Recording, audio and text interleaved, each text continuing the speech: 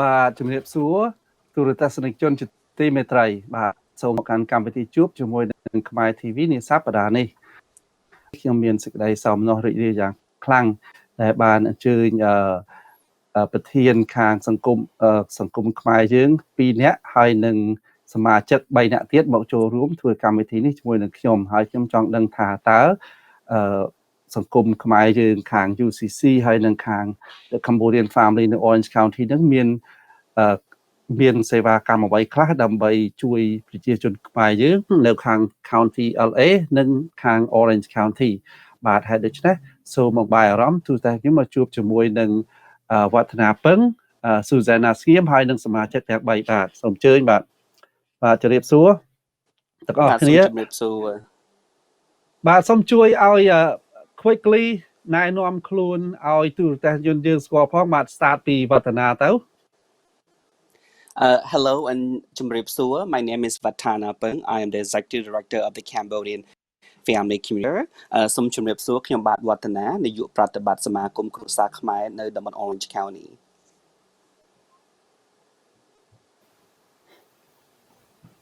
Okay, and Susanna?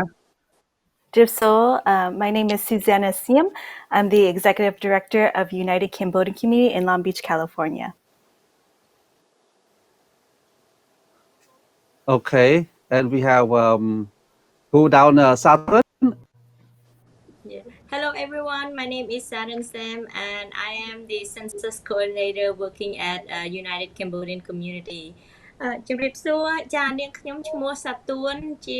អ្នកសម្របសម្រួលការងារជំរឿនប្រចាំនៅអង្គការ UCC សហគមន៍ខ្មែរចា And Mia? Hello, my name is Mia and I'm the Census Outreach Specialist at the Cambodian Family. Kim Chmo Mia how Kim took out no Samakum mine no Santa Ana. Training him some the Pisa Ongle. Okay, and we have the last one, Sayon. My name is Sayon Sarpasut. I'm a program manager at United Cambodian Community. Okay, thank you very much ទាំងអស់គ្នាអរគុណដែលបានចំណាយពេលឲ្យមានតម្លៃមកចូលរួមធ្វើកម្មវិធីនេះជាមួយនឹងខ្ញុំបាទជាដំបូងខ្ញុំចង់សួរទៅវឌ្ឍនាហើយនឹង Susanna ព្រោះអីអ្នកមេដឹកនាំនៅខាង The Cambodian Family ហើយនឹង UCC ខ្ញុំចង់ដឹងថាតើ Cambodian Family បានចាប់ផ្ដើមពីកាលហើយមានសេវាកម្មអីខ្លះជូនចំពោះប្រជាជនខ្មែរយើងបាទ Thank you so much, Bong Tony from Khmer TV. The Cambodian Family Community Center is a multi-ethnic community-based organization that was founded in 1980 in Santa Ana, Orange County, California, by Cambodian refugees who had escaped the genocidal regime in Cambodia. And actually this year we are celebrating our 40th anniversary of our organizations. So we've been in this journey for a very long time, for over 40 years. And our mission is to provide opportunities for refugee and immigrant families to develop the knowledge, skill, and desires for creating health and well-being in their life. Family is currently a one-stop service center where we provide multiple services at one location. Services include early childhood education, after-school youth program, employment referral services, health and mental health services, and other energy saving program, financial education, assistance and resources for parents or caregivers providing care to children with disability, and immigration and citizenship services. Those are the services we provide at our agency in partnership with many great organizations such as the United Cambodian Community of Long Beach as well. I'm going to make a brief introduction about our organization in Khmer as well. សូមជម្រាបសួរលោកពូលោកមីងលោកតាយាយបងប្អូនទាំងអស់សមាគមគ្រួសារខ្មែរទីក្រុង Santa Ana តំបន់ Orange County របស់យើងគឺបង្កើតឡើងនៅក្នុង1980 បន្ទាប់ពីជនភៀសខ្លួនខ្មែរយើងដែលគាត់បានរស់រានមានជីវិតពីរបបបល្ល័យពូជសាសន៍ខ្មែរក្រហមនៅក្នុងឆ្នាំ1979ហ្នឹងគាត់បានធ្វើដំណើរមកសហរដ្ឋអាមេរិកពេលនោះគាត់មកតាំងទីលំនៅនៅទីក្រុង Santa Ana តំបន់ Orange County ហើយពួកគាត់ក៏បានចាប់ដៃគ្នាជាធ្លុងមួយបង្កើតនៅសមាគមមួយដែលហៅថាសមាគមគ្រួសារខ្មែរអញ្ចឹងសមាគមគ្រួសារខ្មែរនៅតំបន់ Orange County នេះគឺមានរូបរាងក៏កើតឡើងអស់រយៈពេល40ឆ្នាំហើយបាទអញ្ចឹងនៅឆ្នាំនេះកាលយើងបង្កើតឡើងគឺឆ្នាំ1980ហើយឥឡូវឆ្នាំ2020ដូច្នេះយើងបាននៅក្នុងសហគមន៍បម្រើសហគមន៍ធ្វើការងារក្នុងសហគមន៍រយៈពេល40ឆ្នាំហើយសមាគមនឹងគឺមានបម្រើសេវាកម្មជាច្រើនជូនដល់បងប្អូនប្រជាពលរដ្ឋយើងខ្មែរជាពិសេសក៏ដូចជាបងប្អូនខ្លះសាសដទៃទៀតដែរពីព្រោះយើងនៅក្នុងសហគមន៍តែមួយហើយកម្មវិធីនៅសមាគមសេវាកម្មនៅសមាគមយើងមានដូចជាការសាលាមត្តេយ្យសម្រាប់ក្មេងគាត់ដែលគាត់រៀនពីតូចទៅបន្ទាប់មកទៀតសាលាបង្រៀនក្រៅម៉ោងដល់កូនសិស្សដែលគាត់ចេញពីសាលាហើយគាត់ត្រូវការរៀនបន្ថែមជាពិសេសឪពុកម្ដាយដែលគាត់មិនសូវចេះភាសាអង់គ្លេសហ្នឹងហើយយើងសមាគមទូបានដើរតួនាទីសហការជាមួយឪពុកម្ដាយដើម្បីបង្រៀនកូនទូចហ្នឹងផ្នែកគណិតវិទ្យាផ្នែកផ្សេងទៀតហើយកម្មវិធីគឺជួយរកការងារធ្វើដែលបាទហើយបន្តមកទៀតគឺយើងមានកម្មវិធីផ្នែកសុខភាពផ្លូវចិត្តសុខភាពផ្លូវកាយឧទាហរណ៍ដូចជាការណាត់ជួបជាមួយពេទ្យបកប្រែជាមួយពេទ្យជាពិសេសតាក់ទងរឿងផ្នែកសុខភាពផ្លូវចិត្តតាក់ទងទៅនឹងរឿងផ្នែកឧទាហរណ៍ខេត្តមហាជំងឺមហារីកសូដុនផ្សេងហ្នឹងគឺយើងមិនជួយដំណើរគ្រប់រឿងទាំងអស់ហើយជាពិសេសទៀតយើងបានចាប់ដៃគូជាមួយអង្គការផ្សេងទៀតដើម្បីធ្វើការឧទាហរណ៍បងប្អូនយន្តការផ្នែកជំនួយផ្នែកពេទ្យចុះឈ្មោះដើម្បីសុំជំនួយផ្នែក medical ដូចជាដែលថាជំនួយម្ហូបអាហារ food stamp ផ្សេងនេះគឺយើងមានបុគ្គលិកដែលគាត់មានចេះភាសានឹងផ្ទាល់ខ្មែរផ្ទាល់គឺជួយបំពេញឯកសារហើយនឹងឲ្យបានត្រឹមត្រូវហើយបន្តមកទៀតគឺយើងមានផ្នែកចំណែកអន្តោប្រវេសន៍បំពេញกระดาษចូលសញ្ជាតិពេលណាដែលយើងធ្វើបានរស់នៅចិនត្រៃដែលហៅថា green card ហ្នឹងត្រូវដល់ពេលពន្យាត្រូវដល់ពេលធ្វើឡើងវិញគឺយើងមានជំនួយផ្នែកហ្នឹងដែលមានសហការជាមួយបណ្ដាមេធាវីផ្សេងដើម្បីជួយកម្មវិធីទាំងអស់ហ្នឹងដែរបាទចឹងសូមអរគុណអរគុណច្រើនមែនតើដែលបាននិយាយដល់ខ្វះក្បាយប្រាប់ដល់យើងខ្ញុំទាំងអស់គ្នាខ្ញុំចង់ដឹងស៊ូហ្សែនណាម្ដងថាតើ UCC ហ្នឹងមានអាយុប្រមាណឆ្នាំហើយតើមានសេវាកម្មអីខ្លះសម្រាប់ជួយប្រជាជនខ្មែរយើងនៅទីក្រុង Long Beach បាទសូមជឿចាសូមជម្រាបសួរលោកអ៊ំលោកមីងលោកពូឈ្មោះខ្ញុំស៊ូសាណាខ្មែរខ្ញុំអត់សូវច្បាស់សូមខ្ញុំនិយាយអង់គ្លេស so I'm the executive director of United Cambodian Community and UCC has been serving the Long Beach community for over 40 years. We started in 1977 with Cambodian refugees that really helped with the Cambodian community here to get essentials like shelter, food, and jobs. Since then, we have grown into a multi-service agency that really works on elevating the Cambodian community through local engagement and leadership that embodies Cambodian cultural values. And the way that we work out our services is that we provide programs around health education, youth enrichment, community integration, and economic inclusion. What that looks like on a day-to-day is that we provide mental health resources, especially around Cambodian cultural healing practices. We also provide workforce development for our youth and living arts program for our youth. We provide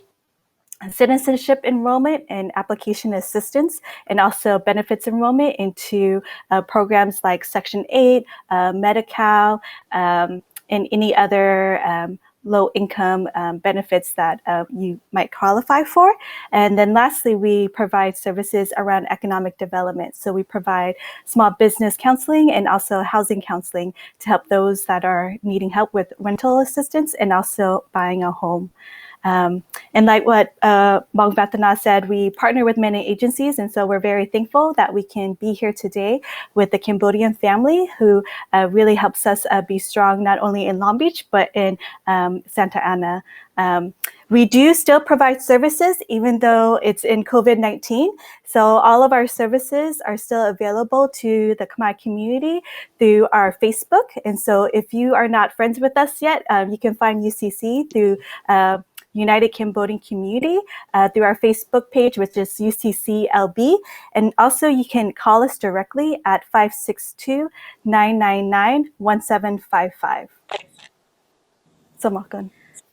ចាខ្ញុំសូ បា ម ទ ខ្ញុំសូមបកប្រែអ្វីដែលស៊ូសាណានឹងគាត់បានរៀបរាប់នេះជាភាសាខ្មែរបន្តិចចាចាខ្ញុំសូមជម្រាបថាសហគមន៍ខ្មែរ UCC យើងនឹងបានបង្កើតពីឆ្នាំ1970គឺមិនខុសណាពី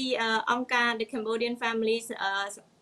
គ្រួសារខ្មែរនៅ Orange County ទេដែល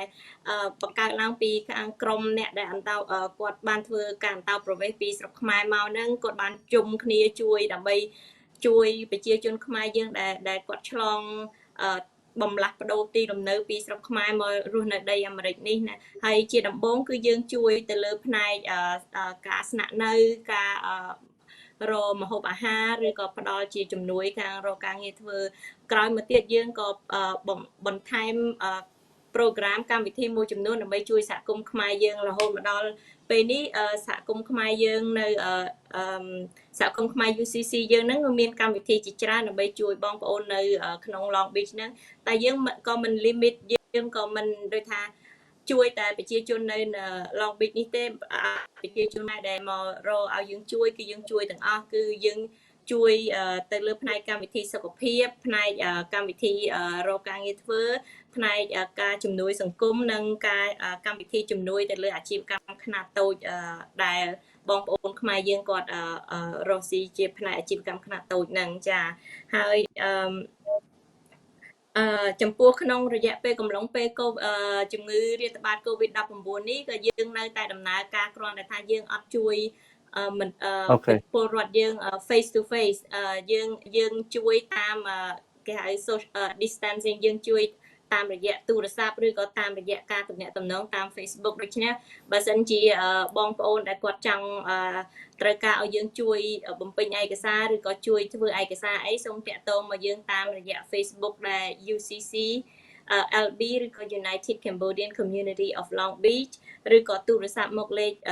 562-999-1755ចាសូមអរគុណបាទអរគុណច្រើនមែនតើខ្ញុំវិញកំពុងតែសរោអ្នកបកប្រែហើយមានអ្នកទទួលស្ម័គ្រចិត្តចូលមកអានឹងយើងមិនពិបាកបណ្ដោយអរគុណច្រើនបាទឥឡូវនេះយើងសម្រាប់មួយផ្លែតសិនពេលត្រឡប់មកវិញខ្ញុំនឹងសួរបន្ថែមទៀតបាទពីកម្មវិធីសូមសម្រាប់មួយផ្លែតសិនបាទសូមស្វាគមន៍ត្រឡប់មកវិញបាទអំបញ្ញមិញខ្ញុំកំពុងតែពិភាក្សាជាមួយនឹងវឌ្ឍនាពឹងគឺជាអ្នកដឹកនាំសង្គមខ្មែរយើងនៅ Cambodian Family ហើយនឹងSusanna Skiem ធ្វើការនៅ UCC ជា Executive Director នៅ UCC ហើយសូមជម្រាបទៅទូទស្សនិកជនទាំងអស់ថា service សេវាកម្មដែលបានប្រាប់មកហ្នឹងគឺមានបម្រើទូទស្សនិកជនរហូតគឺអត់មានបានផ្អាកដោយសារតែមេរោគ COVID នេះទេបាទហើយបើសិនជាទូរទស្សនិកជនមានការចម្ងល់អំពីអ្វីមួយឧទាហរណ៍តែចម្ងល់អំពីរឿង immigration បានន័យថាអន្តោប្រវេសន៍ឬក៏ចង់ចូលសញ្ជាតិឬក៏មានបញ្ហាអីក៏ដោយឲ្យតែមានបញ្ហាគឺអាចទូរស័ព្ទមកសួរបាននិយាយភាសាខ្មែរក៏បានភាសាអង់គ្លេសក៏បានហើយមានភាសាផ្សេងទៀតដែលអាចជួយបានផងហើយបើសិនជាទូរស័ព្ទមកបើថាយើងមានបញ្ហាអីយើងសួរទៅគេអាចដឹងបានហើយលេខទូរស័ព្ទ Cambodian Family គឺនៅលើកញ្ចក់ទូរទស្សន៍ហ្នឹងហើយនឹងលេខទូរស័ព្ទរបស់ UCC ក៏ខ្ញុំដាក់នៅលើកញ្ចក់ទូរទស្សន៍នឹងដែរហើយដូច្នេះបើសិនជាទូរស័ព្ទយើងមានបញ្ហាអ្វីមួយនៅក្នុងក្រុមគ្រួសារដោយសារតែឧទាហរណ៍តែមានប៉ូលីសគឺមានប្រវិសអន្តោប្រវេសន៍ចាប់មានបញ្ហាអីយើងអាចតាក់ទងមកនេះដើម្បីឲ្យគាត់ជួយរកមេធាវីណាដែលគេអត់បង់លុយឬក៏គេបង់លុយតិចតួចឬក៏ភាគច្រើនគេមានមេធាវីខ្លះគេអាចធ្វើការដូចជាខាងមេធាវីមួយនៅ LA គេអាចជួយ free ចំពោះកូនខ្មែរយើងដែលមានបញ្ហា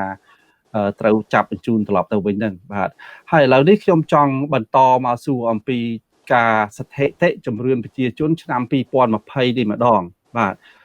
ស្ថិតិជំរឿនឆ្នាំ2020នេះថាតើវាមានសារៈសំខាន់អ្វីខ្លះចំពោះប្រជាជនខ្មែរយើងMia I guess or who can answer the question why it is so important for the Census 2020 to our Cambodian community Okay, so the census happens every 10 years, and that's when the U.S. government counts everyone in the living in the U.S. And this is important for our community because it ensures that the proper resources, representation, and funding is coming to our community. So resources from school to healthcare, they need this information to know how, if they need to add another school in your district, or if they need to add a hospital, are there going to be enough beds, and are there going to be enough translators for Khmer people, and those are just some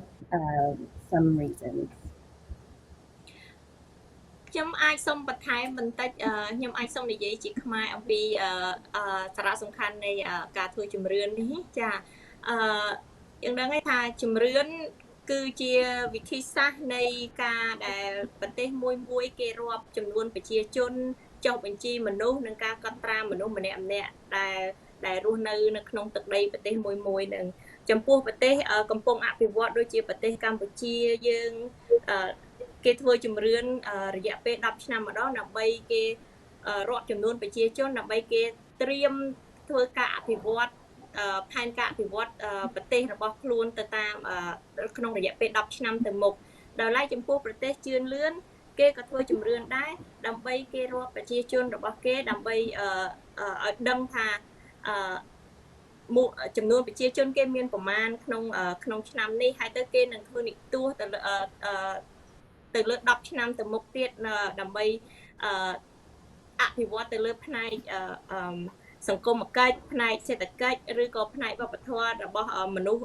ដែលរស់នៅក្នុងតំបន់មួយនឹងហើយជំរឿនសំខាន់ណាស់ចំពោះសហគមន៍ខ្មែរយើងនៅក្នុងសហរដ្ឋអាមេរិកដោយសារថាមិនត្រឹមតែការអភិវឌ្ឍទៅលើតំបន់របស់លោកអ្នកទេគឺតាក់ទងទៅនឹងការអ្នកដំណើរផ្នែកនយោបាយផងគឺនៅពេលដែលអ្នកចូលរួមធ្វើជំរឿនគឺអ្នកនឹងបានតំណាងនយោបាយប្រចាំតំបន់របស់អ្នកប្រចាំ state របស់អ្នកដែលគាត់នឹងទៅធ្វើការនៅក្នុងសភានៅ Washington DC នោះដើម្បីជាតំណាងសម្លេងរបស់អ្នកចា៎បាទអរគុណច្រើនវឌ្ឍនាមានអីចង់បន្ថែមដែរបាទខ្ញុំក៏សូមថ្លែងអំណរគុណដល់សហការីខ្ញុំទាំងពីរអ្នកដែលគាត់បានរៀបរាប់ក្បោះក្បាយពីជំរឿនអ្វីដែលខ្ញុំចង់បន្ថែមថាសំខាន់ណាស់សម្រាប់សហគមន៍ខ្មែរយើងពីព្រោះថាយើងមកនៅលើទឹកដីអាមេរិកតាំងពីយូរលង់មកហើយឧទាហរណ៍ដូចជាសមាគមខ្មែរគឺបើកដំណើរការឆ្នាំ1980អញ្ចឹងយើងត្រូវបន្តឲ្យគេបានដឹងឮពីប្រជាជនយើងពីវត្តពីប្រពៃណីណាពីចំនួនប្រជាជនខ្មែររបស់យើងដែលរស់នៅលើទឹកដីអាមេរិកនេះពីព្រោះថាដោយគាត់មករៀបប្រសាសន៍គឺថាធនធានថវិកាដែលបែងចែកពីរដ្ឋាភិបាលសហព័ន្ធទាំងប្រមាណគឺគេបែងចែកទៅតាមចំនួនប្រជាជនដែលគេបានប្រមូលតាមរយៈពេលតាមរយៈការធ្វើជំរឿននោះឧទាហរណ៍មួយដូចកញ្ញាមាគាត់បាន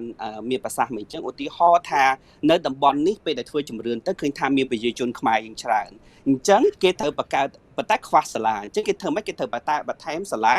ឬក៏ខ្វះមន្ទីរពេទ្យគេថែមមន្ទីរពេទ្យហើយអញ្ចឹងបើសិនជាពេលដែលគេបន្ថែមហ្នឹងគេថាអូមានប្រជាជនច្រើនជាខ្មែរហើយគាត់មិនសូវចេះភាសាអង់គ្លេសទៀតអញ្ចឹងតែយើងគួរតែ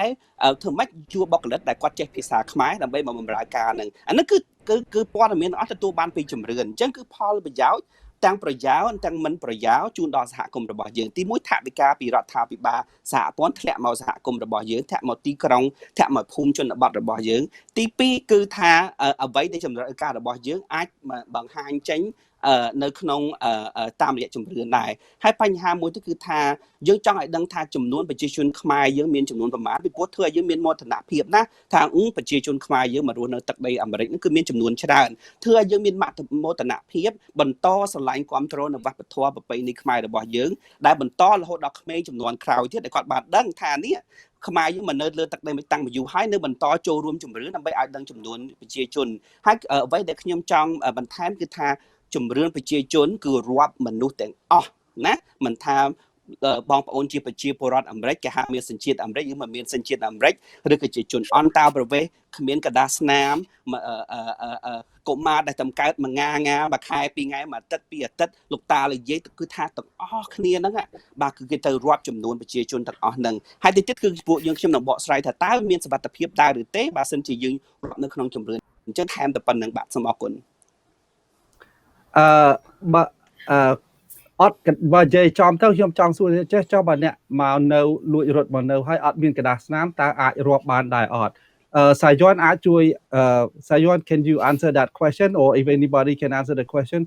I'm asking if there's a person come here and live here illegal can they fill out the census form Yes, the answer is yes, and they should fill it out. It does not ask in the questionnaire. It does not ask if the person is a refugee or a citizenship. So that's out of the question. So that's not in there. So yes, they should still count themselves because this happens every 10 years, and if our community, the Khmer community, does not sign up and do the census. Just imagine the time that goes by. Our kids, you know, if you have a child that is 5 years old, 10 years from now, they will be 15 years old. And all that money that could have come in for the schooling, for the healthcare, would not come in if you don't sign up for the census. And plus, it's very secure. You know, the Census Bureau does not share people's information with anyone. Okay. Thank you very much អរគុណច្រើនមិញវឌ្ឍនាមានចង់បន្ថែមអីដែរ បាទដូចខ្ញុំបានបន្ថែមពីមុនអញ្ចឹងដូចបងប្រុសសយ័នគាត់បានលើកឡើងភាសាហើយគេថាទោះបីជាលោកស្រីនាងកញ្ញាមានកដាស់ស្នាមមិនមានកដាស់ស្នាមណាគឺការរាប់ជំរឿននេះគឺមានដាក់សំខាន់ណាគឺត្រូវតែរាប់ឈ្មោះយើងចូលក្នុងជំរឿនហ្នឹងពីព្រោះថាសំណួររបស់ជំរឿនហ្នឹងគឺអត់មានសួរពីថាអូមកនៅហ្នឹងយ៉ាងដូចម្ដេចមកកដាក់មានណាមអត់មានសញ្ជាតិអត់គឺអត់មានសួរសំណួរហ្នឹងទេបាទអញ្ចឹងបងប្អូនទាំងអស់គ្នាសូមទុកចិត្តថាអត់មានសំណួរហ្នឹងទេបាទហើយម្យ៉ាងវិញទៀតគឺថាការិយាល័យជំរឿនសហរដ្ឋអាមេរិកហ្នឹងគឺថាមន្ត្រីជំរឿននីមួយៗដែលបានចូលធ្វើការនៅកន្លែងការិយាល័យជំរឿនគឺស្បត់មួយជីវិតដោយមិនចែករំលែកព័ត៌មានណាមួយដែលប្រមូលបានពីជំរឿនទៅដល់ស្ថាប័នអន្តោប្រវេសន៍បានរដ្ឋាភិបាលទៅដល់អ្នកណាផ្សេងទៀតទាំងអស់បើសិនជាគេចែករំលែកមន្ត្រីហ្នឹងគឺត្រូវបង់ប្រាក់ពិន័យរហូតដល់$25,000ក្នុងមួយនាក់អាចជាប់ពន្ធនាគាររះតែជាប់គុកបាទផងដែរឬក៏ទាំងពីរអញ្ចឹងគឺថាម្នាក់គេស្បាត់កាន់ចូលតំណែងហ្នឹងគឺថាគេគឺប្រុងប្រយ័ត្នណាស់បាទអញ្ចឹង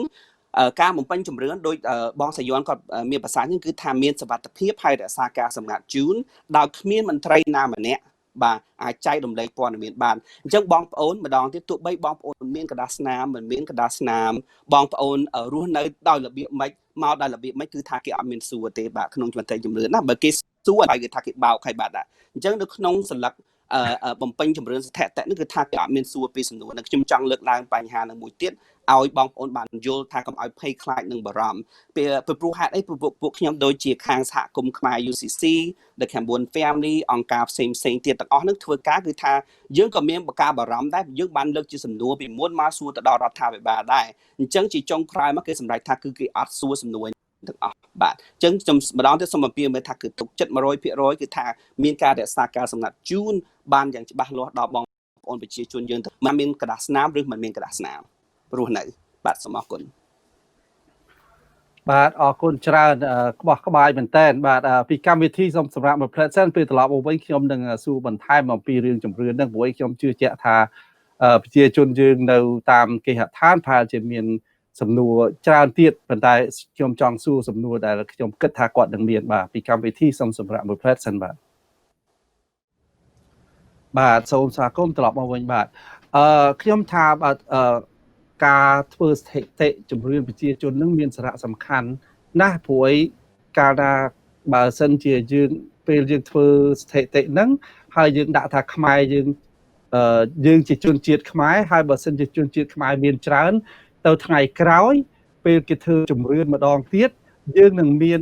លេខទូរស័ព្ទខ្មែរយើងនៅក្នុងហ្នឹងហើយព្រោះសប្តាហ៍នេះមានលេខទូរស័ព្ទតែប្រហែល12សាស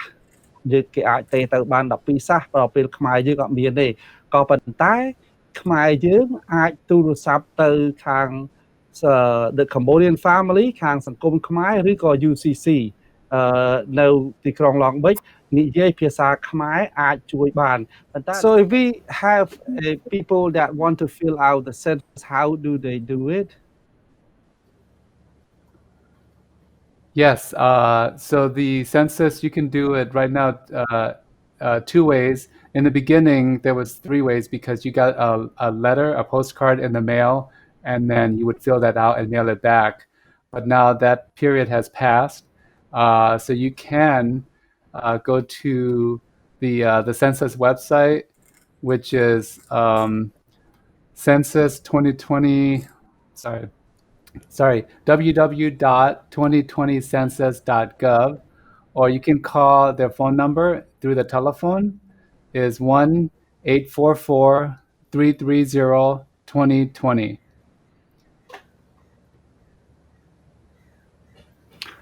But what And, about in y- Cambodian language, Watana? Yes, thank you. I just want to add to the phone number that Bang Sayon has just given is available in 12 languages, including Chinese, Vietnamese, Korean, French, and more, but is not available in Khmer. No, it's not available in Cambodian. So that is the part that we need to work together to increase or raise our visibility within our Cambodian community. សូមគោរពជំរាបសួរដល់លោកតាលោកយាយលោកពូលោកមីងបងប្អូនទៀតបន្ថែមទៀតថាបើសិនជាលោកពូលោកមីងលោកពូអ្នកលោកតាលោកយាយទាំងអស់ត្រូវការបំពេញជំរឿនគឺថាអាចបំពេញបានតាមរយៈប្រព័ន្ធកុំព្យូទ័រអ៊ីនធឺណិតដោយចូលទៅកាន់ my2020census.gov ឬក៏ចូលបំពេញតាមរយៈលេខទូរស័ព្ទ844 330 គុត 20 គុត 20 គុត ហើយទូរស័ព្ទនេះគឺជាទូរស័ព្ទដែលមានផ្ដល់ការបកប្រែជា12ភាសាដែលមានភាសាចិនភាសាវៀតណាមភាសាកូរ៉េប៉ុន្តែមិនមានជាភាសាខ្មែរទេបាទពីព្រោះយើងនៅមានចំនួនតិចដូច្នេះដើម្បីរួមកម្លាំងគ្នាជាធ្លុងមួយបង្ហាញនៅភាពអស្ចារ្យរបស់ខ្មែរយើងនៅចំនួនប្រជាជនរបស់ខ្មែរយើងដូច្នេះបងប្អូនប្រជាជនខ្មែរយើងទាំងអស់គឺត្រូវចូលរួមគ្នាបំពេញជំរឿនដើម្បីបង្កើតភាពការមើលឃើញនៅជនជាតិខ្មែរយើងដែលរស់នៅលើទឹកដីសហរដ្ឋអាមេរិកនេះបន្តទៅទៀតអញ្ចឹងសូមកុំភ្លេចបំពេញជំរឿនទាំងអស់គ្នាបងលោកលោកស្រីនាងកញ្ញាលោកតារាយាយបងប្អូនកូនក្មួយបងប្រុសបងស្រីទាំងអស់ណាបាទសូមមេត្តាកុំភ្លេចបំពេញជំរឿននេះគឺជាឧទាហរណ៍មួយដែលខ្ញុំចង់លើកឡើងថាភាសាជំនួយផ្សេងដែលខាងរដ្ឋាភិបាលសហព័ន្ធគេផ្ដល់ជូនគឺមាន12ភាសាដែលខ្ញុំរៀបរាប់ខាងដើមហ្នឹងប៉ុន្តែអត់មានភាសាខ្មែរទេដោយសារយើងខ្វះចំនួនប្រជាជនខ្មែររបស់យើងបាទអញ្ចឹងការរាប់ខ្លួនរបស់លោកលោកស្រីនាងកញ្ញាចូលក្នុងជំរឿន2020គឺមានសារៈសំខាន់ណាស់ពីព្រោះថាដោយខាងដើមយើងមានប្រសាសន៍អញ្ចឹងគឺថាជំរឿនគឺធ្វើ10ឆ្នាំម្ដងបើខកឆ្នាំនេះត្រូវឆ្នាំ10ឆ្នាំទៅចាំ10ឆ្នាំទៀតហើយរយៈពេល10ឆ្នាំហ្នឹងគឺមានការផ្លាស់ប្ដូរច្រើនណាស់ខ្ញុំមិនដឹងថាមានរឿងអីកើតឡើងដល់ក្រុមគ្រួសារសហគមន៍និងប្រទេសជាតិយើងទេអញ្ចឹងកុំឲ្យខកខានពេលវេលាគឺនេះជាឱកាសមាសឱកាសពេជ្ររបស់បងប្អូនប្រជាខ្មែរប្រជាពលរដ្ឋខ្មែរយើងបំពេញជំរឿនហ្នឹងបាទ Yeah, just to add, when you're filling out the census work, the questions it asks for ethnicity, and under ethnicity you can click Asian, but it's important for us as the Khmer community to write down what type of Asian we are because they don't have Khmer or Cambodian as part of the Asian category. So you have to click other and write down that you are Khmer. So you have to write down you are Cambodian. So that's really important for us to do so that people know that there are thousands of Cambodians living here in Southern California. Right now, from the census of 2010, it says that there's only about 18,000 Cambodians living in Long Beach, according to the census. But we know living in Cambodia town that there's more than 20,000 of us. We estimate at UCC to have at least 50,000 Cambodians living in Long Beach. So that's why it's really important for us to make sure that we not only fill out the census, but say that we are Cambodian in the census. To add to that, so other people may not know what Khmer is, right? So you can put Khmer and /Cambodian as well, because we're still educating the broader community on what the term Khmer means. And also, when you are filling it out, be sure to write down everybody's birth date and name, because now if you're on there for more than 15 minutes, the system could potentially kick you out, okay? So especially if you have many people living in the house. And of course, you can see the phone number here. You can call Saturn Sam through the email, or our office at 562-999-1755 if you do have any question around the census. Thank you. And as Susanna has brought up a very important point, it's exactly same thing in Orange County. The census data in 2010 show that Cambodians live in Orange County is about 7,800. But by working with the Cambodian family that served the Cambodian community for over 40 years, we know that there are over 7,800 Cambodians living in Orange County. And we do not want the golden opportunity in 2020 complete the census to make our Cambodian community visible and to get the accurate count of the number of the Cambodian Cambodian people living in the state of California, living in Long Beach, living in Santa Ana, living in Orange County. So we want to get an accurate count of those numbers. So it's very important for us to fill out that census form by adding or writing the Cambodians inside that box. So I would like to make a description in Khmer a little bit. Look, អ្នកនាង Susanna មកពីខាងសហគមន៍ខ្មែរ UCC ហ្នឹងគាត់បានមានប្រសាសន៍ហើយគឺថាយើងដឹងថាចំនួនប្រជាជនខ្មែរយើងគឺមានសារៈសំខាន់ណាស់ក្នុងការទទួលបាននូវធនធានទទួលបាននៅផលប្រយោជន៍ផ្សេងៗពីរដ្ឋាភិបាលនិងការវិនិយោគផ្សេងៗហើយដូចជាហោះដូចជាការពីជំរឿនឆ្នាំ2010 10ឆ្នាំមុនហ្នឹងបាទនៅទីក្រុង Long Beach ហ្នឹងគឺថាយើងដឹងថាមានប្រជាជនខ្មែរច្រើនណាស់ប៉ុន្តែដល់លើកណ្ដាស់ស្ថិតិជំរឿនមាន 18,000 នាក់ប៉ុន្តែដោយសហគមន៍ UCC គាត់ធ្វើការជាមួយប្រជាជនខ្មែរយើងជាង 40 ឆ្នាំហើយគាត់ដឹងថា 18,000 នាក់នឹងអត់ត្រូវទេមានច្រើនជាង 18,000 នាក់ដល់ 50,000 ឬ 60,000 នាក់នោះប៉ុន្តែហេតុអីក៏យើងមានតែក្នុងស្ថិតិតែ 18,000 ពីព្រោះថាយើងអត់បានបំពេញជំរឿនអានឹងគឺជាហេតុផលមួយដែរដល់ពេលគេយកជាផ្លូវការគេយកតាមស្ថិតិជំរឿនដូចគ្នាទៅដែរនៅតំបន់ Orange County របស់យើងហ្នឹងគឺថាក្នុងស្ថិតិឆ្នាំ 2010 ការពីជំរឿនឆ្នាំ 2010 ហ្នឹងគឺគេដាក់ថាមានប្រជាជនខ្មែរដែលរស់នៅតំបន់ Orange County ហ្នឹងគឺមានចំនួន 7,800 នាក់ប៉ុន្តែដូចជាសមាគមគ្រួសារខ្មែរបានធ្វើការជាមួយសហគមន៍ខ្មែរនៅទីក្រុង Orange County នៅតំបន់ Orange County ច្រើនជាង 40 ឆ្នាំយើងដឹងថាមានចំនួនច្រើនជាង 7,800 នាក់ហ្នឹងគឺមានជាង 10,000 នាក់បាទបើយើងដឹងណាបាទប៉ុន្តែយើងលើกระดาษស្នាមលើស្ថិតិចំនួនមានតែ 7,800 នាក់គឺដូចយើងធ្វើឲ្យយើងបាត់បង់នៅធនធានបាត់បង់នៅថវិកាបាត់បង់នៅតំណាងនយោបាយដែលជួយដល់សហគមន៍របស់ខ្មែរយើងសហគមន៍ផ្សេងទៀតដែរបាទអញ្ចឹងកុំភ្លេចចូលរួមជំរឿនទាំងអស់គ្នាហើយដូចជាបើសិនជាលោកស្រីអ្នកនាងកញ្ញាលោកតាលោកយាយមានបញ្ហាក្នុងការបំពេញជំរឿនដែលមិនចេះភាសាកុំបារម្ភសហគមន៍ខ្មែរ UCC គឺគាត់មានលេខទូរស័ព្ទនៅលើនេះស្រាប់បាទនៅក្នុងតំបន់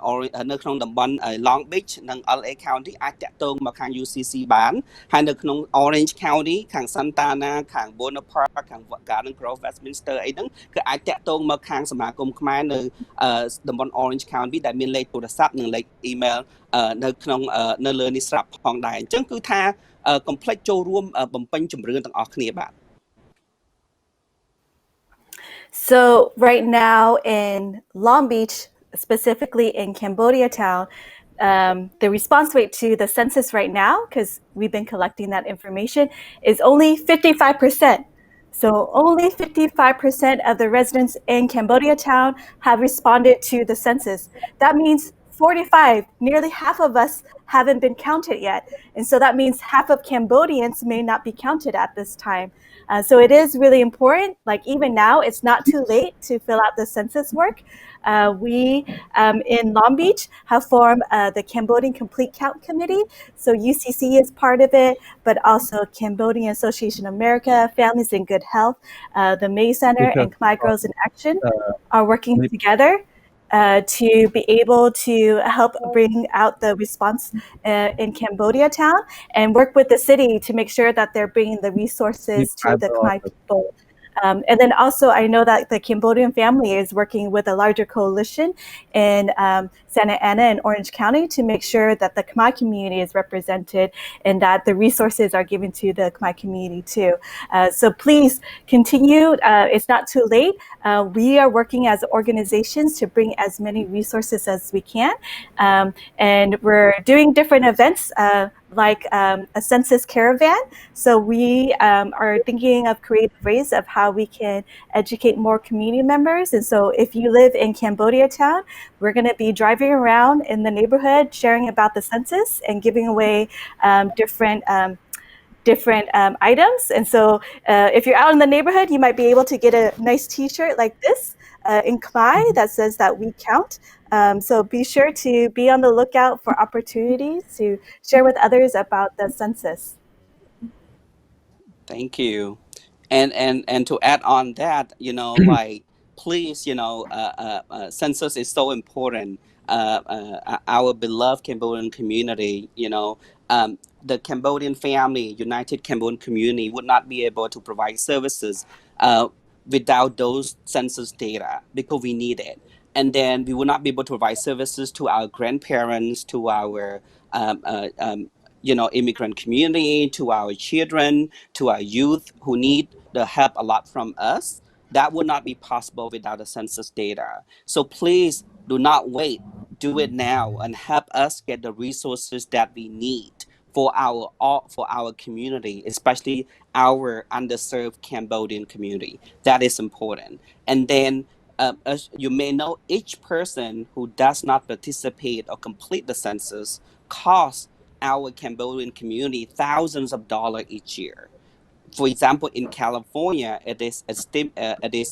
estimated that it will cost the state about $1,000 per year per person undercounted for the next 10 years. Imagine the state of California has the population of over 30 million people. For just 1 million people, just an example, being undercounted in the 20th census, it cost thousands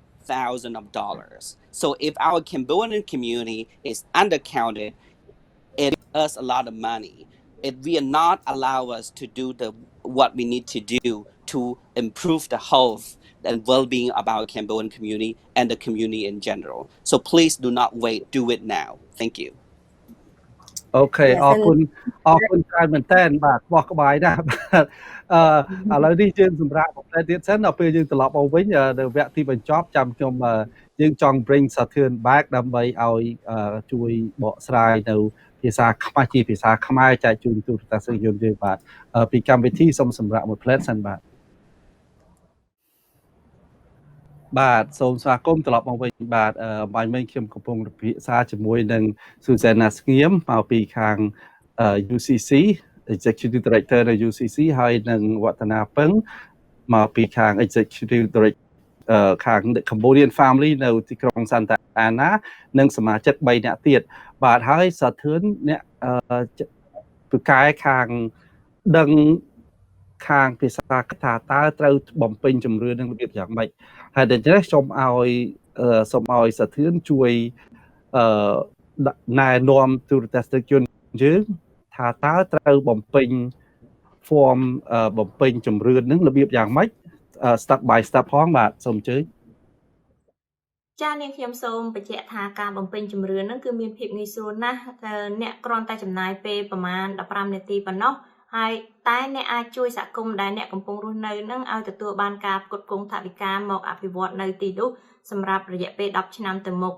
ហើយសំណួរនៅក្នុងជំរឿនហ្នឹងគឺមាន9សំណួរធំក្នុងនោះព័ត៌មានដែលគេសួរគឺមានដូចជាឈ្មោះរបស់យើង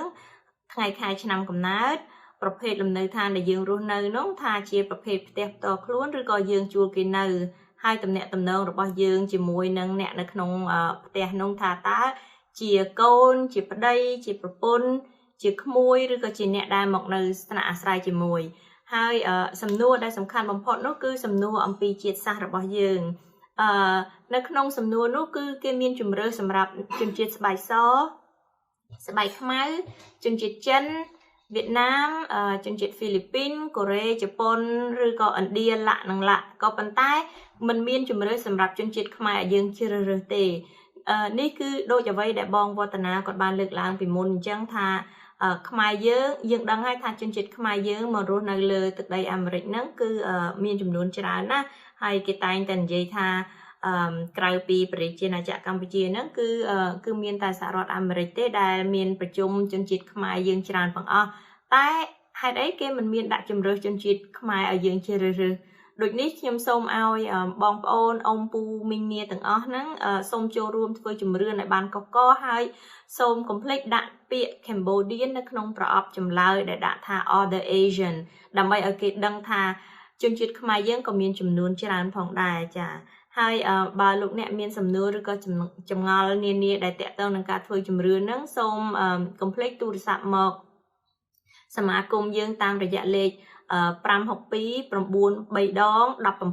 1755យើងខ្ញុំនឹងព្យាបញ្យល់ជូនអំពីសារៈសំខាន់នៃការធ្វើជំរឿនហ្នឹងហើយថាហេតុផល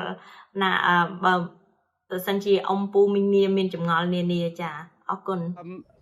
I think កម្មវិធីយើងឈានចូលដល់ទីបញ្ចប់ហើយបាទសូមឲ្យវឌ្ឍនាមានយោបល់អីតែដែលចង់បញ្ជាក់ទៅទូរទស្សនិកជនយើងអំពីជំរឿនប្រជាជនហ្នឹងហើយបន្ទាប់មកខ្ញុំឲ្យស៊ូហ្សែណាហើយនឹងសាយ័នហើយនឹងមីយ៉ាបាទសូមអញ្ជើញបាទ So last, I would like to thank Khmer TV for providing us, the Cambodian family and the United Cambodian community, the opportunity to come here to talk about the importance of the 2020 census. So it is important, I would like to strongly encourage and ask everyone in our community, particularly in the Cambodian community, to complete the 2020 census. It's very short and simple, and you can do it online through my2020census.gov, or you can call 844-330-2020. Also, if you need any assistance,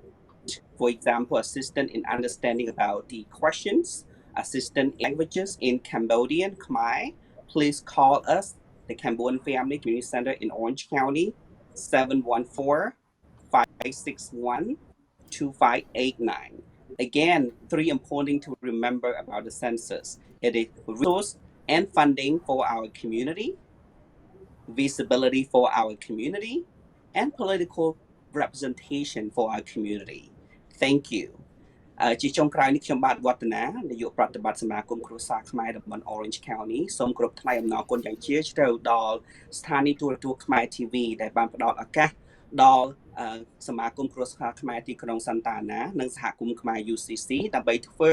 ការបកស្រាយនៅថ្ងៃនេះទាក់ទងទៅនឹងជំរឿនប្រជាជនឆ្នាំ2020ហើយលោកលោកស្រីអ្នកនាងកញ្ញាលោកតាលាយទាំងអស់កុំភ្លេចបំពេញជំរឿនឆ្នាំ2020បាទហើយជំរឿន2020នេះក៏អាចធ្វើតាមប្រព័ន្ធអនឡាញហើយនឹងធ្វើអាចតាមរយៈទូរស័ព្ទហើយបើសិនជាលោកតាលាយមានបញ្ហាសំណួរទាក់ទងនឹងជំរឿនហើយមិនចេះភាសាពួកយើងខ្ញុំមានបុគ្គលិកដែលនិយាយភាសាខ្មែរយ៉ាងស្ទាត់ជំនាញអាចជួយលោកលោកស្រីនាងលោកតាលាយទាំងអស់បំពេញជំរឿនបានឬឆ្លើយសំណួរផ្សេងៗទាក់ទងនឹងជំរឿនបានតាមរយៈលេខទូរស័ព្ទសមាគមគ្រួសារខ្មែរតំបន់ Orange County គឺលេខ714 561 2589 ចឹងសូមកុំភ្លេចបើសិនជាលោកលោកស្រីនាងកញ្ញាលោកតាលាយមិនចេះទេអាចសួរកូនចៅគាត់ជួយបានបើកូនចៅគាត់មិនមានពេលវេលាឬក៏មិនអាចជួយបាននៅប្រការណាមួយក៏អាចតាក់ទងមកសមាគមទាំងសមាគមគ្រួសារខ្មែរនៅទីក្រុងតាណាក៏ដូចជាសហគមន៍ខ្មែរនៅ UCC ដែរយើងចូលរួមទាំងអស់គ្នាដើម្បីសហគមន៍ខ្មែរយើងឲ្យបានគេដឹងឮពីសហគមន៍ខ្មែរយើងដើម្បីពំនាំនៅធនធានថវិកាជូនដល់សហគមន៍ខ្មែរនិងទទួលបានដំណើរនយោបាយដ៏សមស្របមួយសម្រាប់សហគមន៍ខ្មែរយើងទាំងអស់គ្នាសូមពេញជំរឿនរបស់លោកលោកស្រីនាងកញ្ញានៅថ្ងៃនេះសូមអរគុណសូមអរគុណBoo Tony and also the Khmer TV team for giving UCC and the Cambodian family this opportunity to share with the Khmer community. I also like to thank all the team members, Sayon and Saturn for all their support to the Khmer community. And I'm just so thankful for the partnership with the Cambodian family. Together, we're able to support the Cambodian community here in Southern California. Lastly, I just want to thank Akon Lok Om, Lok Ming, and Lok Bu for all of your support through the way that you work in our community. You make us strong and you make us united.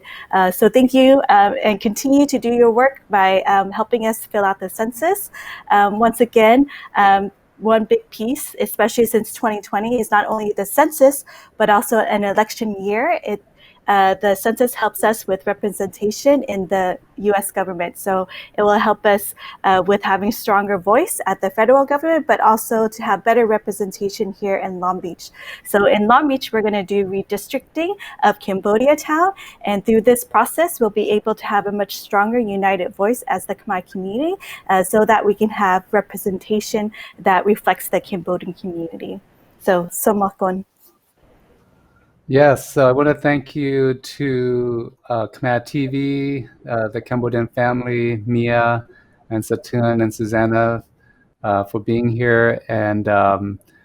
being able to get our community counted. And just remember, this census comes around only once every 10 years. So if you don't do this for your family and your children, just think of all the funding that would not come in. So think of each person signing up is almost $2,000 of funding that would come into the community. So please do your census. If you do need help, you can call UCC's office at 562-999-1755. Also, you can email Saturn, saturn.sam@ucclb.org. Thank you so much for watching and listening to us. And thank you, Mia, do you have Akon. any last words? Yes. Samakon, thank you, Wong Wong, for you leading, our great organizations. And because of your leadership, we're able to do the work that we do. And thank you, Boo, Tony, and your team as well. I have a lot of pride of being Cambodian. And as we mentioned before, this brings us visibility and funding. And visibility, and we want our community to thrive. And I know that one way to become successful here is through education. And just like myself, I was able to go to college because of government funding, and they only know how much to allot for our community by the census numbers. So the census has so much impact on our lives each and every day. And like they've mentioned before, it only happens 10 years. So the next 10 years really relies on you. It's a quick and easy there, and it really benefits you so much. So please, take the time to fill it out. And if you have any question, need help, like we've mentioned before, you can always contact UCC or the Cambodian family. We speak English and Khmer and can help you with so much more. So the reason why I brought, I wanted to have UCC and the Cambodian family here is to talk about all the great work and the great services that we do so that you can utilize it or utilize them and create a better quality of life for you and your family. Thank you. អរគុណច្រើនមែនតើបាទខ្ញុំក៏មានយោបល់ចុងក្រោយនេះដែរចំពោះជំរឿនខ្ញុំចង់ប្រាប់ទូទស្សនិកជនថាវាមានសារៈសំខាន់ណាស់ចំពោះខ្មែរយើងទាំងអស់បាទនៅស្រុកអាមេរិកនេះគេហៅថាសហព័ន្ធហ្នឹងគឺជា Federal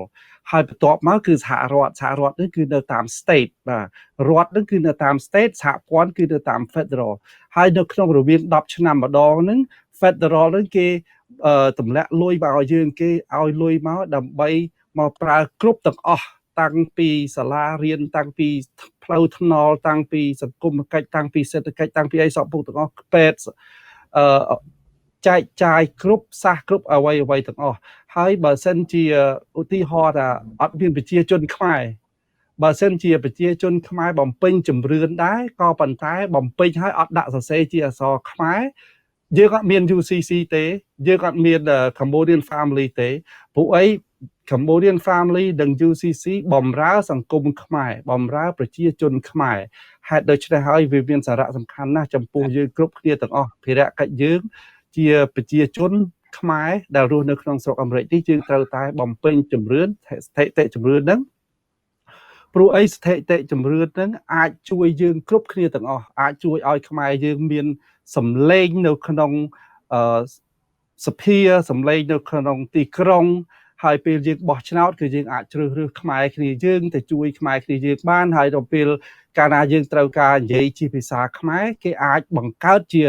ភាសាខ្មែរឲ្យយើងប្រើបានទៀតដូចជាមានតាំងពីអក្សរខ្មែរឬក៏អ្នកបកប្រែខ្មែរឬក៏អ្នកនិយាយខ្មែរជាប្រចាំនៅគ្រប់ជាន់ថ្នាក់ទាំងអស់តែបើសិនជាខ្មែរយើងមានចំនួនតូចហើយខ្មែរយើងអត់មានគឺអ្វីក៏គេអត់មានចិត្តដែរព្រោះអីគេមិនអាច